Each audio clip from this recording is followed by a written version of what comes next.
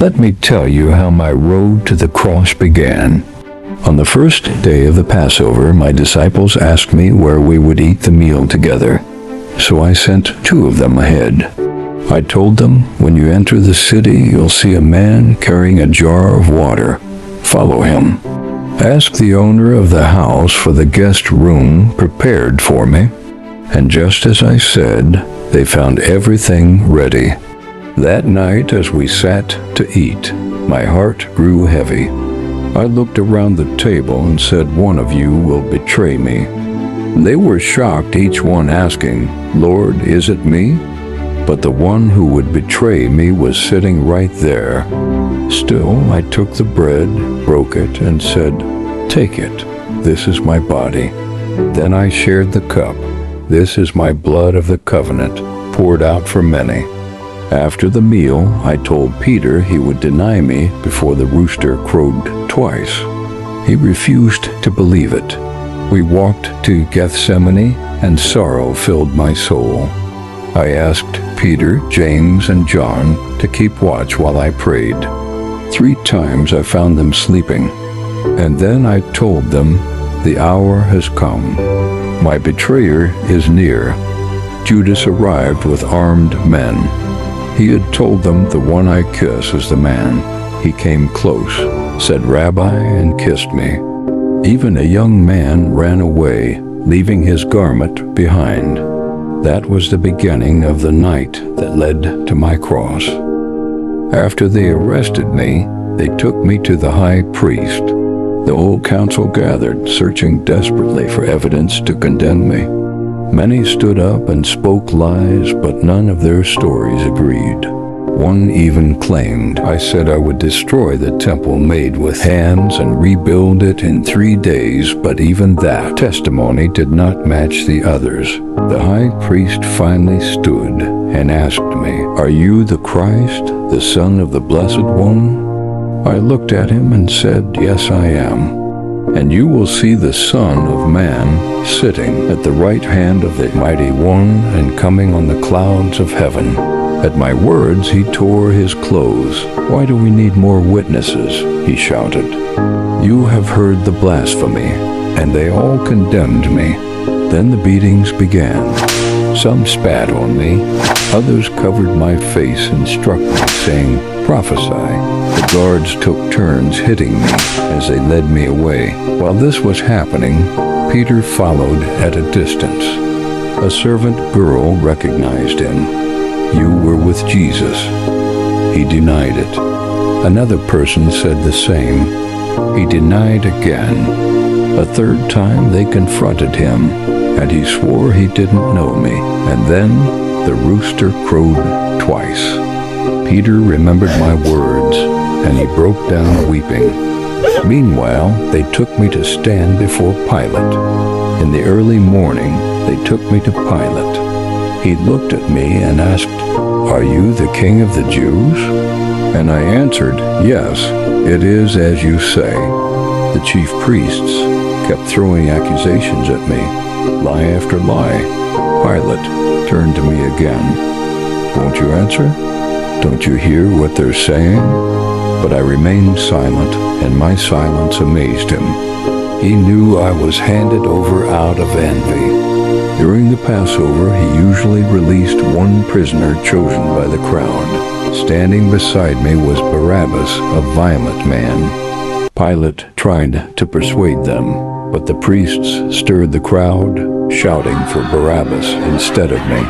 Pilate washed his hands in front of them, saying he was innocent of my blood. Yet, wanting to satisfy the people, he released Barabbas and ordered that I be flogged and handed over to be crucified. The soldiers dragged me into the praetorium and gathered the whole battalion. They threw a purple robe over my torn back, twisted a crown of thorns, and pressed it onto my head. They mocked me, kneeling and saying, Hail, King of the Jews. They struck my head with a staff, spat on me, and laughed as I bled. When they were done humiliating me, they removed the robe, put my clothes back on. After the soldiers finished mocking me, they placed the cross on my back and led me toward Golgotha. The road was filled with shouting. Some wept, others cursed, and the soldiers pushed me forward. When my strength failed, they forced a man named Simon of Cyrene to carry the cross behind me. We reached Golgotha, the place of the skull. They offered me wine mixed with myrrh, but I refused. Then they nailed my hands and feet. I did not scream. I prayed, saying, "Forgive them, for they know not what they do." They lifted the cross, and the soldiers cast lots for my clothes. 2 criminals were crucified beside me. One mocked me, saying, "Save yourself and us." But the other rebuked him and turned to me, "Remember me when you come into your kingdom." And I said, "Today you will be with me in paradise." The crowds jeered. "You who would destroy the temple in 3 days, come down from the cross." Even the chief priests mocked me. Above my head was written, "King of the Jews." At the 6th hour, darkness covered the land until the 9th. Then I cried out, "Eloi, Eloi, lama sabachthani?" My God, why have you forsaken me?" Someone lifted a sponge of vinegar to my lips. Others said, "Let's see if Elijah will save him." With one final cry, I gave up my spirit. The curtain of the temple tore from top to bottom. The centurion standing before me said, "Surely this man was the Son of God." From a distance stood Mary Magdalene, Mary the mother of James and Joses, and other women who had cared for me. By evening, Joseph of Arimathea went to Pontius Pilate to ask for my body. Pilate was surprised I had died so soon, but after confirmation he released me to Joseph. He wrapped me in clean linen and laid me in a new tomb carved from rock, and the women watched where I was placed. After Joseph of Arimathea placed my body in the tomb and the great stone was rolled across it, the Sabbath passed in silence.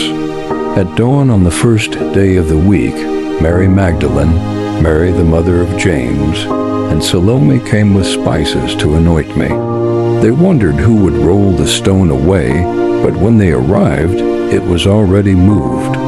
Inside they met an angel clothed in white, who told them, "You seek Jesus of Nazareth? He is risen." In the other account, the earth shook, and another angel rolled the stone away before their eyes. They ran in fear and joy to tell my disciples. I first appeared to Mary Magdalene, and though she wept, I called her by name, and she knew it was me. She told the others, but they did not believe. Then I appeared to 2 more on the road, and finally to the 11 while they ate. I rebuked their unbelief, then gave them the command still preached today, "Go into all the world and proclaim the good news." I told them signs would follow those who believe authority over demons, new tongues, protection from danger, and healing for the sick. And after these things I ascended into heaven and sat at the right hand of the Father. They went out to preach everywhere, and I worked with them, confirming the message with power. I am coming back for my sons and daughters soon. Till then, stay true, stay blessed. I love you no matter who you are.